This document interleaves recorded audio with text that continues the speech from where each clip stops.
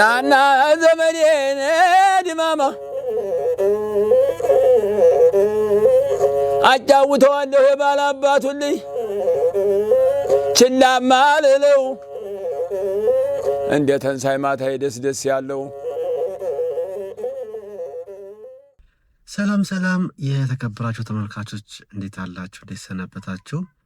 ዛሬ ትንሽ ለየት ባለ የጤና ርዕሰ ጉዳይ ነው የመጣሁት። ዛሬ የምንማማረው ግሉተን አለርጂ ስለሚባል በሽታ ነው።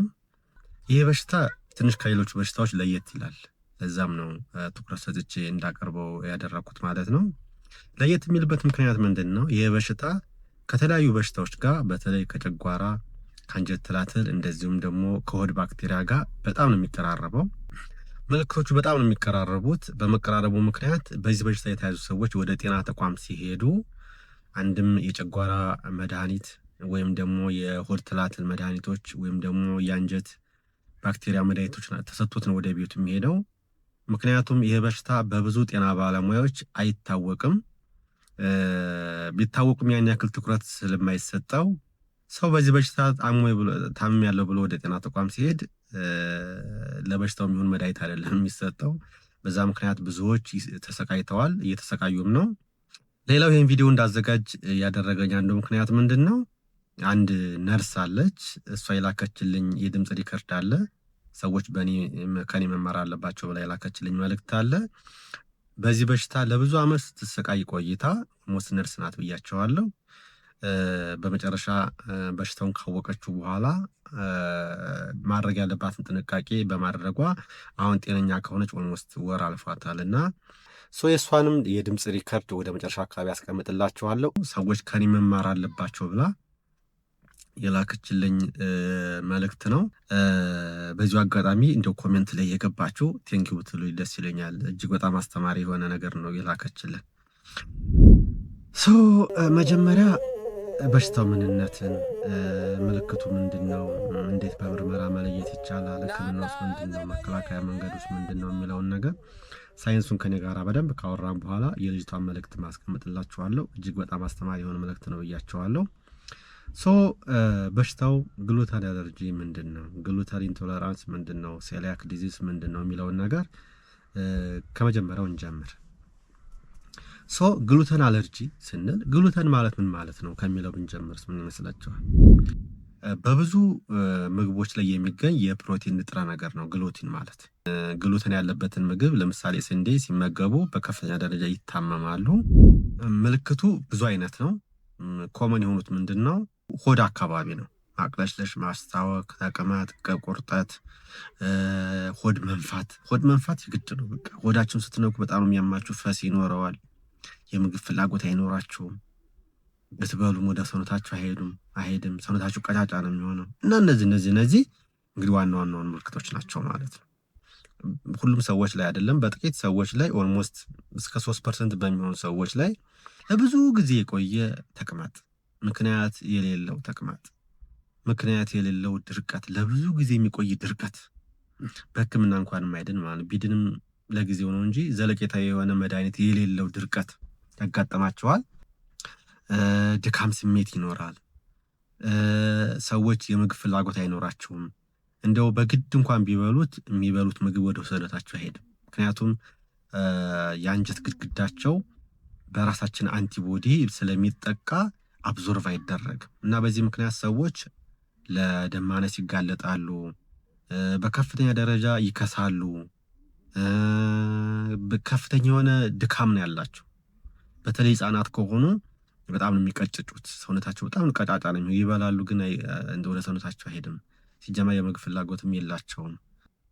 ከፍተኛ የሆነ ፈስ አለው። ፈስ በጣም ነው የሚያስቸግረን። ሰውነታችንን በተለይ ሆዳችንን ስንነካው በጣም ነው የሚያመን። ከዚሁ ጋር ተያያዘ ደግሞ በቃ ለብዙ ጊዜ ሲቆይ ይሄ ብሬን ፎግ የምንለው ኮንሰንትሬሽን ማጣት፣ ቁጭ ብለን በቃ ምን እንዳመመን ራሱ እርግጠኛ ማንሆንበት ሁኔታ ያጋጥመናል። በቃ ኮንሰንትሬሽን እናጣለን፣ ግራ ይገባናል እና ወይ አሞናል ላንል ወይ አላመመንም እንዳንል ግራ የሚያጋባ አይነት ስሜት ምልክት ይኖረዋል ማለት ነው። ምልክቶቹን ካየን ይሄ በሽታ ግሉተን አለርጂ መሆን አለመሆናችንን በምንድነው ማወቅ የምንችለው? ምርመራ አለው ወይ የሚል ጥያቄ ሊነሳ ይችላል። ምርመራ አለው። ኢንዶስኮፒ ለምሳሌ በመታየት አውቶሚዩን ዲስተርባንስ አለን የለንም የሚለውን ነገር ውስጣችንን አንጀታችንን በማየት መለየት ይቻላል። ከዛ ውጭ ደግሞ አውቶሚዩን ዲስተርባንስ ካለን ብዙ ጊዜ ከጄኔቲክ ጋር የተያያዘ ስለሆነ በጄኔቲክ ቴስትም ሊደረግ ይችላል። አንቲቦዲ መኖር አለመኖሩን ደግሞ በሴሮሎጂ ምርመራ ማረጋገጥ ይቻላል። በእነዚህ ምርመራዎች በላቦራቶሪ በሽታው መኖር አለመኖር ማረጋገጥ ይቻላል። ከዛ ይልቅ የተሻለው ማወቂያ መንገድ ምን መሰላችሁ? ልክ ግሉተን ያለባቸው ምግቦች ቀጥዬ እዘረዝርላችኋለሁ። እነሱን ምግቦች ስትመገቡ ሆዳችሁ አካባቢ የህመም ስሜት ካላችሁ በቃ የግሉተን አለርጂ ወይም ደግሞ ግሉተን ኢንቶለራንስ በሽታ አለባችሁ ማለት ነው። ስለዚህ በዚህ መንገድ ብትለዩት እመክራለሁ ማለት ነው። ይህንን ካየን ህክምና አለው ወይ ምን ነገር ይነሳል። ምክንያቱም ዋና ዞሮ መጨረሻ ላይ የምንሄደው ወደ ህክምናው ነው። ህክምና አለው። ህክምናው ዘላቂና የተሻለ አስተማማኝ የሆነው ህክምና ምን መሰላችሁ? ግሉተን ካለባቸው ምግቦች ፈጽሞ መራቅ ነው። በቃ የተሻለውና አስተማማኙ መድኃኒት ከእንደዚህ አይነት ምግቦች መራቅ ነው እንጂ ሐኪም ቤት እየሄዳችሁ መድኃኒት በመቃም አይደለም፣ ወይም ደግሞ 10 ጊዜ ምርመራ በማድረግም አይደለም። ስለዚህ መጀመሪያ ቀጥዬ ጠቅሳችኋለሁ የምግቦቹን አይነት። እነሱን ብቻ ሳይሆን ለእናንተ የማይስማማቸው ምግቦች ሊስት ታደርጋላችሁ። ከነዛ ምግቦች መራቅ ነው ብቸኛውና የተሻለው መፍትሄ ነው። ነገር ግን አሁን አለርጂክ ሲፈጥር ለጊዜው በጣም አለርጂክ ሊያስቸግሳችሁ ስለሚችል ጤና ተቋም ሄዳችሁ የአንቲ አለርጂክ መድኃኒት ለጊዜው መውሰድ ትችላላችሁ። ፋት የበዛበት ምግብ በመቀነስ ፋይበር የበዛበት ምግብ በመመገብ ለጊዜው ፋታ ማግኘት ትችላላችሁ።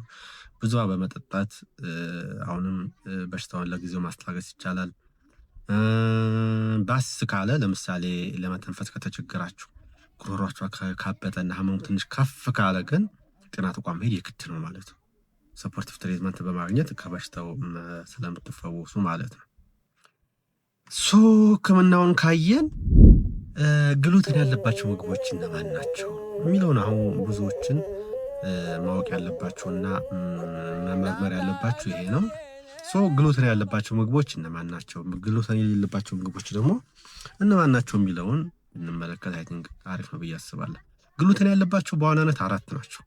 በዋናነት ግን ሌሎችም ሊኖርባቸው ይችላል። ሳይንስ ያረጋግጣቸው ግን 4 ናቸው። የመጀመሪያው ስንዴ ነው። ስንዴ፣ ሁለተኛው ገብስ ነው፣ ሶስተኛው አጃ ነው፣ አራተኛው አኩሪ አተር። በዋናነት እነዚህ 4ቱ ናቸው። ግን ታሪኳን ያካፈለችን ነርስ ወደ መጨረሻ አካባቢ ታዳምጧታላችሁ። እሷ እንደምትለው ከሆነ ለምሳሌ በቆሎም ስበላ ያመኛል፣ አተር ሽምብራ ስበላ ያመኛል ነው የምትለው። እናንተ ምግቦቹን መለየት ከዚህ ብቻ ሳይሆን እናንተ በተራይ እንድራር የሚያስማማችሁን ምግብ መለየት ይጠበቅባችኋል ማለት ነው። ከዛ ውጭ ደግሞ ከላይ ከጠቀስኳቸው ከ4ቱ የእህል ዝርያዎች የሚዘጋጁ ምግቦች አሉ። ለምሳሌ ዳቦ አለ፣ ፓስታ፣ ፒዛ። እነዚህም በቀጥታም በተዘዋዋሪ አንድም ከስንዴ ወይም ከገብስ ነው የሚመረቱት ወይም ከአጃ ነው የሚመረቱት። ስለዚህ ከነዛም መራቅ ይኖርባቸዋል። አሁን ለምሳሌ ሌላ ፒዛ ይኖራል፣ የአጃ ሾርባ ሊኖር ይችላል፣ ኬክ፣ ኩኪስ፣ ብስኩት። እነዚህ በሙሉ በአንድም በሌላም ከስንዴ ወይም ከአጃ ወይም ከገብስ ነው የሚሰሩት። ስለዚህ ከነዚህ ምግቦች መራቅ አለባችሁ ማለት ነው። በባህላዊ መንገድ የሚመረቱ መጠጦች አሉ አይደል? አልኮል ያለባቸውም የሌለባቸውም። ለምሳሌ ጠላ፣ ስንዴ ወይም ገብስ ወይም አጃ የሆነ ነገር ይኖርበታል። ስለዚህ ከነሱ መራቅ ያስፈልጋል። ለኢነርጂ ይሆናሉ ተብለው በየማስታወቂያ የምንሰማቸው ለምሳሌ ንጉስ፣ ሶፊ ምናላቸው መጠጦች አሉ አይደል? እነሱ ሶፍት ድሪንኮች ከነሱም መራቅ ያስፈልጋል። ከዛ ውጪ ቢራም ከስንዴ ወይም ከገብስ ነው የሚመረተው፣ ከሱም መራቅ ያስፈልጋል። የሚጠጣ ብቻ ሳይሆን አንዳንድ ጊዜ የምንውጠውን መድኃኒት መጠየቅ ይኖርብናል። ግሉተን አለው የለውም የሚለውን ነገር ማጥናት መጠየቅ ይኖርብናል። ከዛ ውጪ የጥርስ ሳሙና ሊኖርበት ይችላል። ኢቭን ለመዋቢያ የምንጠቀምባቸው ኮስሞቲክስ እቃዎች እና አንዳንድ ኬሚካሎችም ግሉተን ሊኖርባቸው ይችላል። ከዚህ በቀጠል ደግሞ ግሉተን የሌለባቸው ምግቦችስ ምንድን ናቸው የሚለውን ነገር ብናይ ጥሩ ነው ብዬ አስባለሁ። ምን አይነት ምግቦች ናቸው? ምን አይነት ምግቦችን እንመገብ? የማንኛውም አይነት ስጋ አሳን ጨምሮ ግሉተን የለበትም። ከዛ ውጪ ማንኛውም አትክልት አሁንም ግሉተን የለበትም። ቲማቲም ሊሆን ይችላል፣ ጎመን፣ ቆስጣ፣ ድንች፣ የተለያዩ አትክልቶች አሉ። እነሱን መመገብ እንችላለን። ማንኛውም አይነት ፍራፍሬ ብርቱካን ሊሆን ይችላል፣ ማንጎ፣ አቮካዶ ሊሆን ይችላል፣ ሙዝ ሊሆን ይችላል። እነዚህም ግሉተን የለባቸውም። ስለዚህ እነሱን መመገብ እንችላለን። ወተትና የወተት ተዋጽኦች አይብ ሊሆን ይችላል፣ እርጎ፣ ቅቤ፣ እነዚህን መመገብ እንችላለን። ግሉተን የለባቸውም። እንቁላል አስኳልም ሊሆን ይችላል፣ ቢጫውን ፓርትም ሊሆን ይችላል፣ መመገብ እንችላለን። ግሉተን የለበትም። ከዛ ውጪ ለውዝ፣ ምስር እነዚህም የለባቸውም። ባቄላ፣ በቆሎ፣ ማሽላ፣ ጤፍ እነዚህም የለባቸውም። ብዙ ጊዜ የምንጠቀምበት ደግሞ ሩዝም እንደዚሁ ግሉተን የለበትም። እዚህ ጋር ግን አንድ ማወቅ ያለባችሁ ነገር አሁን ከላይ የጠቀስኳቸው ግሉተን የሌለባቸው ምግቦች አሉ አይደለ? እነዚህ ምግቦች በአንድም በሌላም ግሉተን ካለባቸው ምግቦች ጋር መቀራረብ ወይም ደግሞ የተነካኩ መሆን የለባቸው። ትንሽም ቢሆን ከተነካኩ ለግሉተን አለርጂ እንጋለጣለን። ለምሳሌ አሁን ስጋ ግሉተን የለበትም ብለናል አይደለ? ነገር ግን በፋብሪካ የተቀነባበረ ስጋ ከሆነ በአንድም በሌላም ለማጣፈጫም ሊሆን ይችላል፣ ለማቆያ የተጠቀሙት ኬሚካል ግሉተን ሊኖርበት ይችላል። ስለዚህ ጥንቃቄ ማድረግ አለብን ማለት ነው። እንደገና በዳቦ ሊጠበስ ይችላል ስጋ በተለያየ እና ከተነካካ በአንድም በሌላም ለአለርጂክ እንጋለጣለን ማለት ነው። ስለዚህ የታሸጉና የተቀነባበሩ ምግቦች ላይ ጥንቃቄ ማድረግ ያስፈልጋል። አንዳንድ ጊዜ ደግሞ መጠኑ ትንሽ ሊመስለን ይችላል። ተነካክቶ ግን ትንሽ ሊመስለን ይችላል። ትንሽም ቢሆን መጠኑ አይደለም ማተር የሚያደርግ ብዙ መመገባችን ትንሽ መመገባችን አይደለም። ትንሽም ቢሆን ለምን 0.00000 ግራም አይሆንም። ግሉተን ያለበት ምግብ ግሉተን ከሌለበት ጋር ከተነካካና ያንን ከተመገብን አሁን ለአለርጂ እንጋለጣለን ማለት ነው። አይ ቲንክ አስተማሪና ጠቃሚ የሆነ ቪዲዮ እንዳያችሁ ተስፋ አደርጋለሁ። ቻናሉን ብዙዎቻችሁ ሰብስክራይብ ሳታደርጉ ነው የምትመለከቱት። ይህ ቻናል ከጤና ጋር የተያያዘ ጠቃሚ የሆኑ ቪዲዮዎች ነው በየጊዜው የሚለቀው። አይ ቲንክ ጠቃሚ የሆነ ቻናል ነው ብዬ አስባለሁ። ሰብስክራይብ ያደረጋችሁ ቻናሉን ፎሎ ብታደርጉ መልካም ነው ብዬ አስባለሁ። የምጠቀማለሁ። ከዛ ውጭ ደግሞ ይሄ ታሪክ ያስተምራል ብላ ድምፁን ሪከርድ አድርጋ አየር ላይ እንዲውል ላደረገችው ነርስ እጅግ በጣም ትልቅ ክብር አለኝ። እናንተም ኮሜንት ላይ የገባችሁ እንደው ብታመሰግኑልኝ ደስ ይለኛል። ሌሎቻችሁም አስተማሪ የሆነ ታሪክ ያላችሁ ሰዎች ብንማርበት፣ ሌሎቻችሁ ብትማሩበት ይጠቅማል ብላችሁ የምታስቡት ነገር ካለ ሼር በውስጥ አናግሩኝ። እንደዚህ የተነጋገርን ህዝብ እናስተምርበታለን ማለት ነው። ነርሷም ያስተምራል ብላ የላከችልኝ ታሪክ አለ። ከዚህ ቀጥዬ እለቀዋለሁ። እስከ መጨረሻው ተከታተሉት። እጅግ በጣም አስተማሪ የሆነ ሪከርድ ነው። ስለዚህ እሱንም አድምጡት። ሀሳብና አስተያየት ካላችሁ ደግሞ ኮሜንት ላይ አስቀምጡልኝ። እስከ መጨረሻው አብራችሁኝ ስለቆያችሁ ምስጋና ከፍ ያለ ነው። ደህና ሁኑልኝ። የትምህርት ደረጃዬ በነርሲንግ ዲግሪ ያለኝ። እንግዲህ እኔ መጀመሪያ ግሉተን አለርጂ መሆኑን ከማወቄ በፊት በጣም ብዙ ተሰቃይቻለሁ። በጣም ማለት ነው። አንዳንድ ጊዜ የህመሙን መጠንና ሁኔታ በቃላት እንዲህ ነው ብሎ ለመግለጽ እንኳን በሚከብድ መጠን ነበረ ህመም የነበረኝ እና ያው በወቅቱ ጨጓራ ነው ብዬ ስለማስብ በጣም ጨጓራዬን ትሬት አደርግ ነበረ። መድኃኒትም ወስደ ነበር። እንደገና አመጋገቤን በጣም አስተካክላለሁ። ጨጓራን ሊያስነሱ የሚችሉ ሊቀሰቅሱ የሚችሉ ነገሮች ላይ በጣም ትኩረት አደርጋለሁ እና ግን በተመሳሳይ ሁኔታ ደግሞ ያንን አለርጂን የሚያባብሱ አይነት አመጋገቦች ስለነበሩ እነዚህ የአለርጂው ላይ የሚታዩ ምልክቶች በሙሉ እኔ ጋር ይንጸባረቁ ነበር። ያ መሆኑ ደግሞ ጨጓራዬ አልተሻለኝም ወይም ደግሞ አልዳነም ጨጓራዬ ነው ወደሚለው አይነት ነበረ ማዘነበለውና ሰው ይገርመው ነበር። ምንድነው አንቺ ሁል ጊዜ ጨጓራሽን አይነት ነገር ነው የሚሉኝ። በእንደዚህ አይነት ሁኔታ ላይ እያለው ነው ከበድ እያለኝ ሲመጣም አንድ ቀን ዩቲዩብ ላይ ማለት ምልክቱን እንዳትዘናጉ ጨጓራ መስሏችሁ እንዳትሳሳቱ አይነት የሚል ዩቲዩብ እንዲህ በጨረፍታ ነገር ሰማውና ከዛ በድጋሚ በደንብ ለማዳመጥ ቻልኩኝ። እዛ ላይ የተቀመጠው ምልክት በዋናነት በቃ ለጨጓራም ጋር የሚመሳሰል ነገር ግን የዚህ የህመም ስሜት ነው።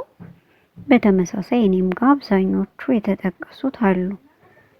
ከዛ ምንድነው ያደረኩት? ቀጥታ ማንበብ ጀመርኩ ማለት ነው ስለ በሽታው ምንድነው በሽታው።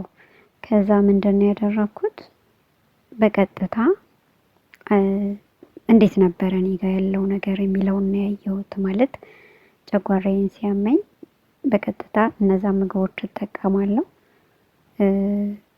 እነዛ ምግቦች ደግሞ የጨጓራዬን ለጊዜው በረድ ያደረጉ ይመስለኝና ከዛ በኋላ ግን ህመሙ አለ ማለት ነው። እና ከነዛ ምግቦች ውስጥ በምመገብባቸው ጊዜያቶች ውስጥ በጣም በሚገርም ሁኔታ ከጨጓራ ህመም ጋር ተመሳሳይ ነው ብያቸዋለሁ። ሆድ መነፋት አለ። አንዳንዴ ከታዩት ምልክቶች በጣም የሚገዝፈው ምንም ሳይበላ በቃ ወይም ጥቂት ነገር ብቻ በመቀመስ ሆድ ንፍት ይላል ማለት ነው። በቃ በጣም ከበሮ ያክላል፣ በጣም ይጠነክራል። በዛው ላይ ህመም አለው። ቁርጠት ህመም አለ። በጣም ልክ እንደ አሚባ አይነት ስሜት የሚፈጥር ሆኖ አብሮ ተቅማጥ ይኖራል። ማስማጥ ነገሮች አሉት። ብቻ ግን ሁል ጊዜ ሆዳችሁ ውስጥ ህመም የሚፈጥር ነገር ምቾት ያለ መሰማት ነገር አለ። በላችሁም አልበላችሁም እንደሱ አይነት ስሜቶች አሉት። ድካም አለ፣ በጣም ድካም አለ። በቃ ራስ ማዞር አለ።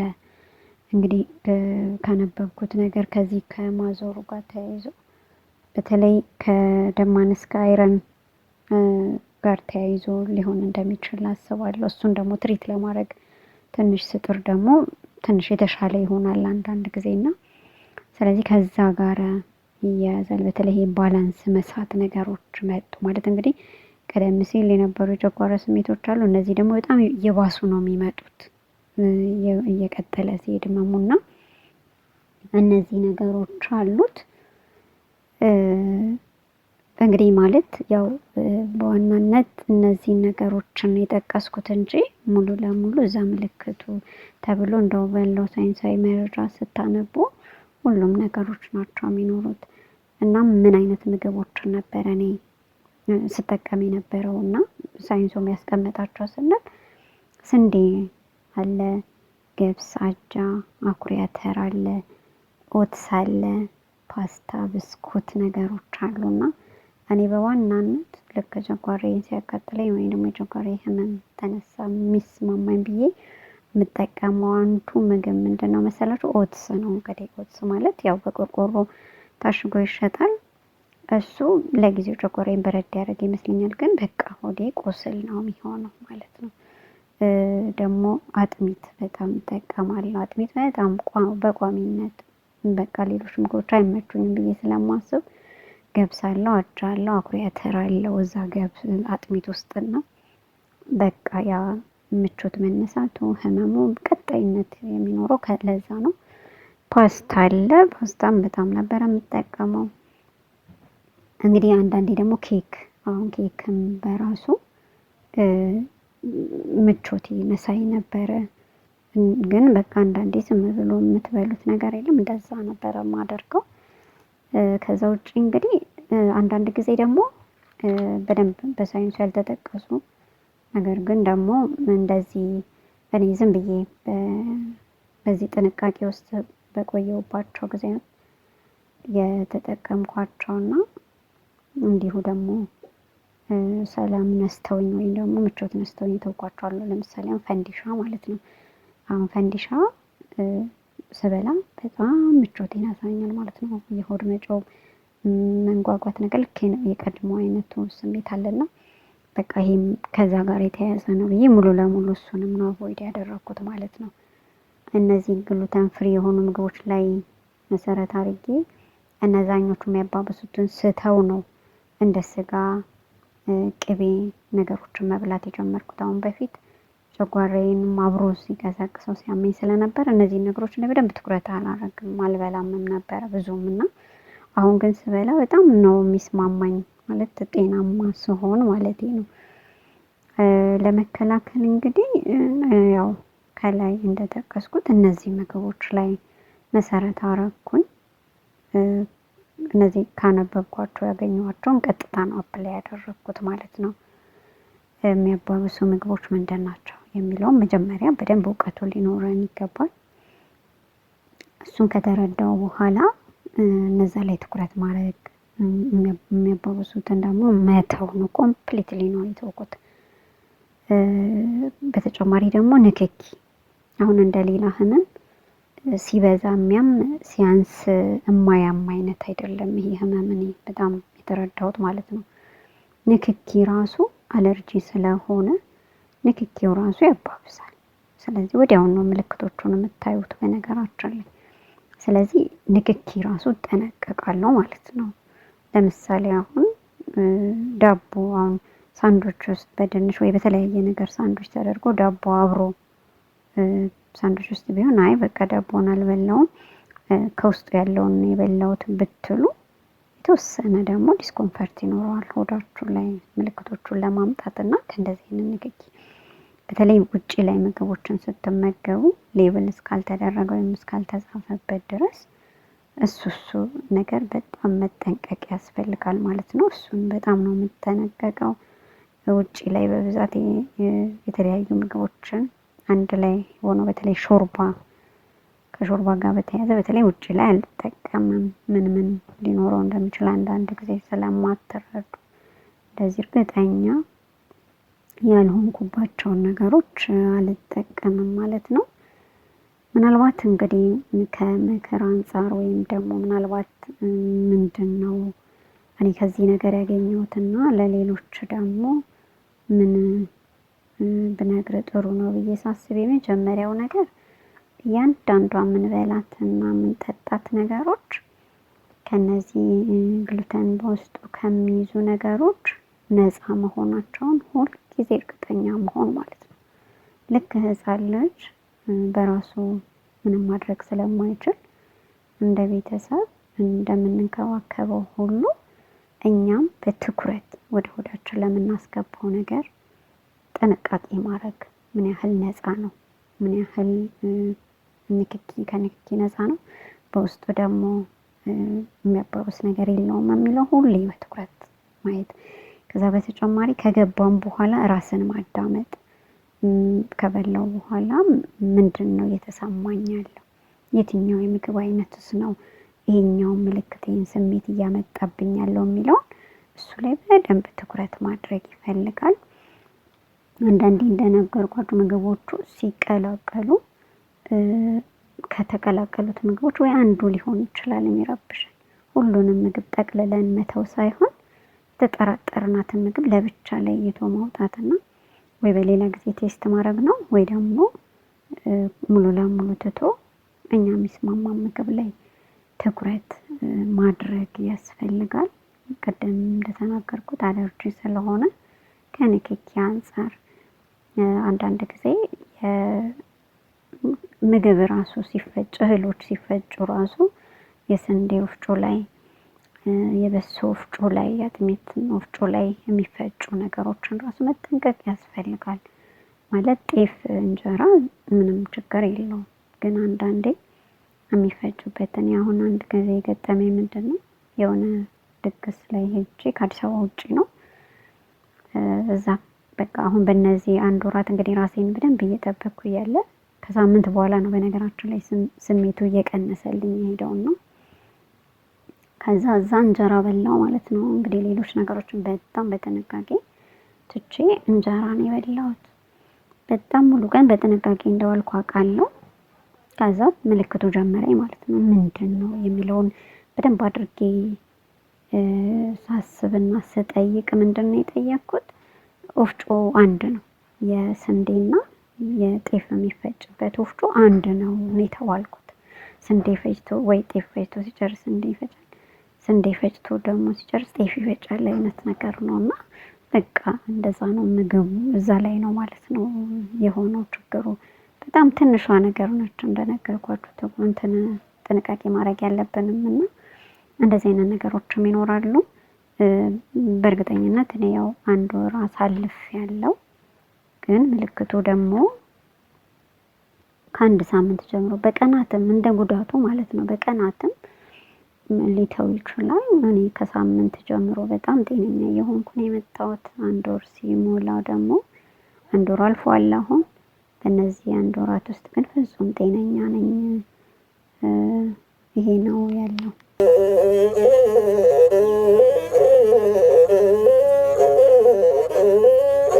ናና ዘመዴ ድማማ